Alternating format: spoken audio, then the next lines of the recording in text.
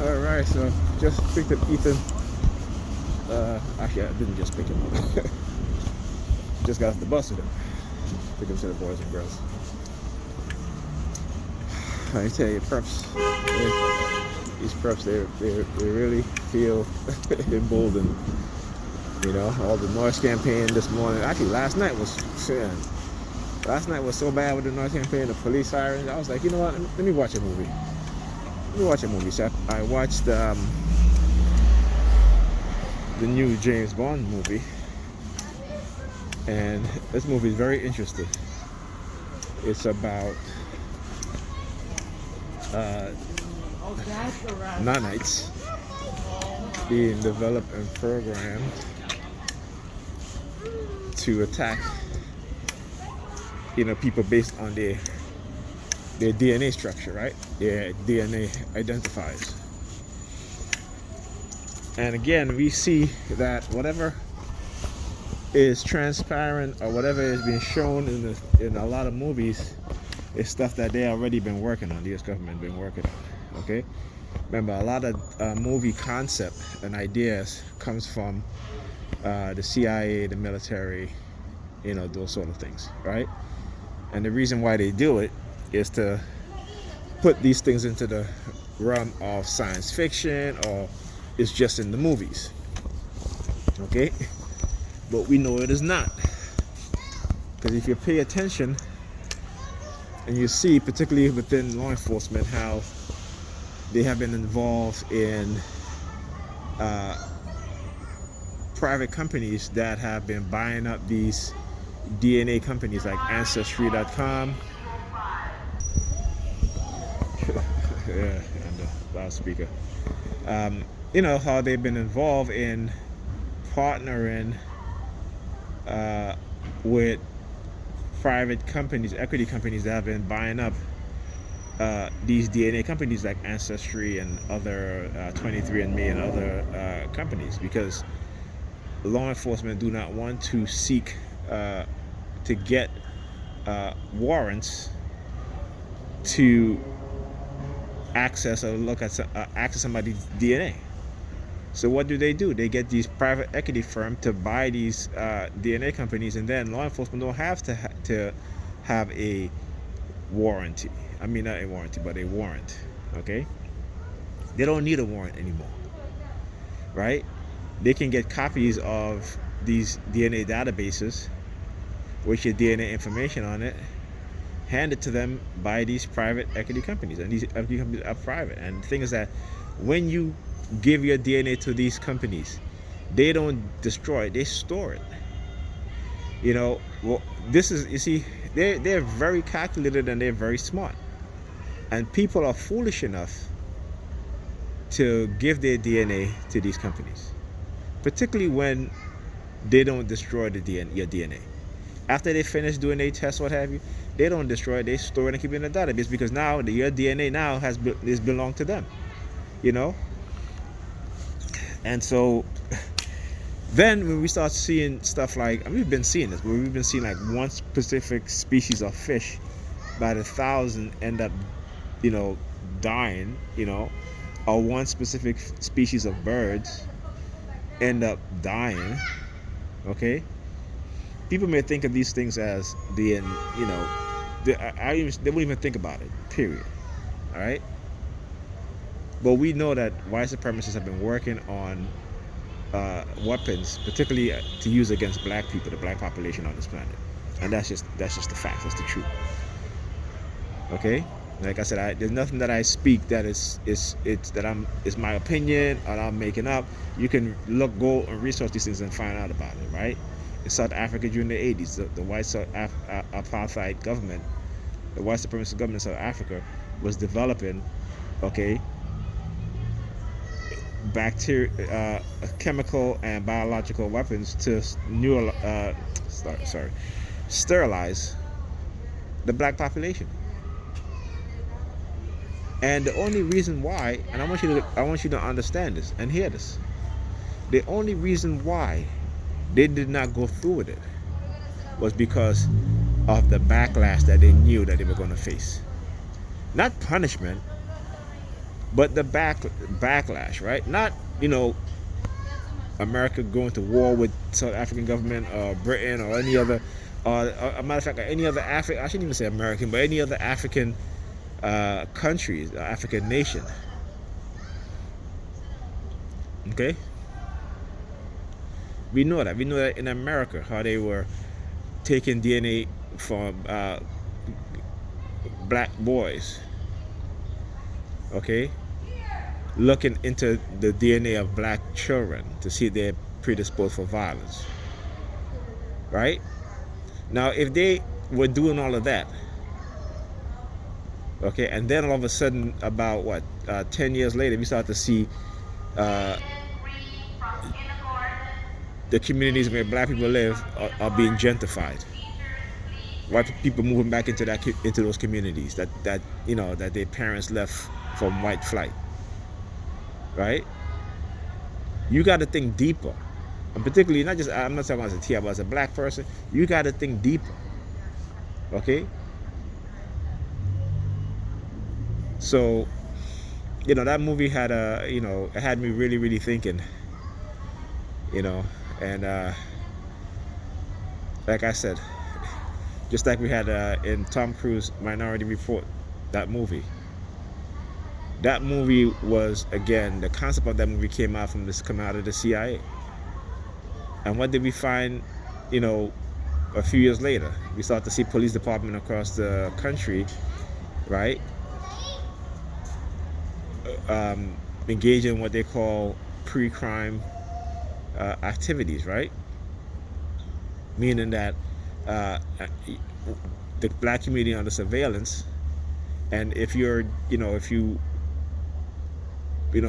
you just saw a friend, let's say not even a friend, but a person you went to high school with, and now that person, you haven't seen them in a long time, and that person is into criminal activities, you'll get if you just, greet that person, you guys stand up and talk for a minute, they have you under surveillance. And what happens?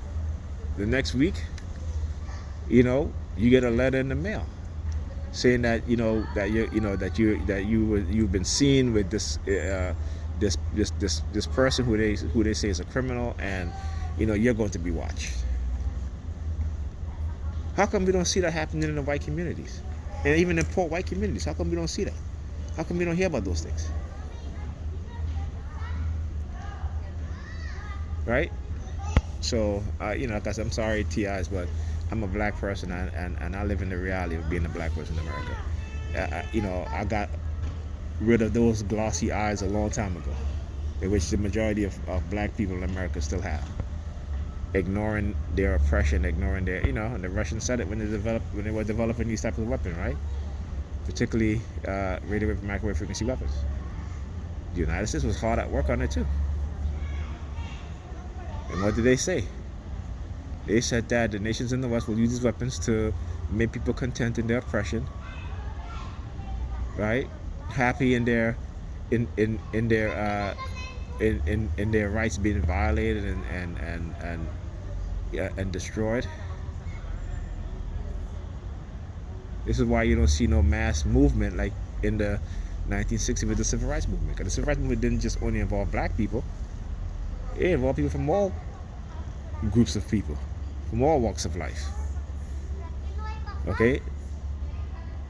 And they vow that these white supremacists within the United States government vow that that would never happen again. And they train their offsprings to be exactly like them. This is why things never change. Things always stays the same. Particularly when it comes to countries that oppress groups of people. And trust me, it happens we never say trust me, but we know it happens in a capitalistic democratic society also, and democratic countries. All right. So when TI want to talk about, some TI want to talk about socialism and communism, America is no different. Okay. America is no different. You guys should read this book. I forgot the name of it, but it talks about how the U.S. government and its biological division, the chemical division, have been, experimenting, creating, weapons of mass destruction. The same kind of weapon they try to blame Saddam Hussein for. Lyme disease, mad cow disease. Those things come out of U.S. Biological weapons facility. And I wish I could remember the name of the book right now, but I can't. Okay? So we really got to open our eyes and understand, not just our eyes, our minds, and understand what's really going on. They got us so embedded in, worshiping celebrities and condition us to toxic behaviors, causing dysfunctionality, especially within the Black community. And when you're operating in a dysfunctional mindset as a people, anybody that's trying to help you as a group, and help Black people, they will attack them. We'll attack them. I'm not just saying that, but we see it all the time. We see it. And there shouldn't be. There shouldn't be this great divide when a person is standing up for us as a group of people, whether that person is a Super Bowl champion or not, whether that person is sitting on the bench or not, or playing on the on the court, right? When a person is standing up for us as a people, particularly as Black people, that person not being in the starting lineup shouldn't be a factor. But this is how our dysfunctionality works, right? We don't look at the important thing, we look at the irrelevant things, and we make those things important. Yeah. Yeah, take your mask off, buddy. That's right. I'm still doing my videos. Look, we got a hand signal. Look. Yeah, over there. Look, he got his mask. He took his mask off and he's looking up in the sky. It should have been a big hole that you can fall in it, you dumbass. Anyway, yeah, this is what they do. And like I said, they'll never shut me up. And this is what they try to do. Right? This is what they try to do. Because why? Any Black person in America, right, who is fully aware of what is going on and is trying to wake up the rest of Black America, they're going to attack you. And again, if you look, you can find the information out where the FBI, what they said, to prevent the rise of a Black Messiah, right? If they can't control them, they're going to destroy him. They can't use them to perpetuate their white supremacy. They will destroy him and even outright kill him. Or her, I should say, right? And it doesn't matter if it's, when people say to you, it doesn't matter if you are a CEO, if you're a rapper, if you are an athlete, a scholar. It doesn't matter. If you're a member of the church, if you are, it could be, as a Black person, it could be your brother, your sister, your mother, your uncle, your aunt, your children, right? See, they have taught us to look at each other as if we're not important. This is why when, particularly as Black people, we tell them that, as a Black person, I said, I'm a TI, I'm talking about your government, they're like, what makes you so important? Because they made material things more important than the human life. Right? This is why, in the Black community, because of the high level of poverty, even in the communities of white people, or any community where there's poverty, high level of poverty, you're going to find crime, and people will not just commit crime to feed themselves, but they commit crime for material things. Okay, so the value is placed more on things rather than people and who they are. That's just how it is. And when you're wise enough to understand that, is when they're going to attack you, right? Even people within your group are going to attack you, right? Because governments do not want an intelligent population.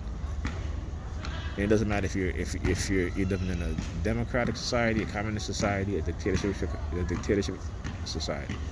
They do not want an educated population. And when I say educated, I don't just mean educated within the school system of those societies. I mean educated in terms of value, right? In terms of wisdom that leads to positive outcome, that leads to an internal change, that look at your group being oppressed and say, hey, you know what, this can't happen anymore. This is what they're afraid of, right? So understand that. Anyway, they're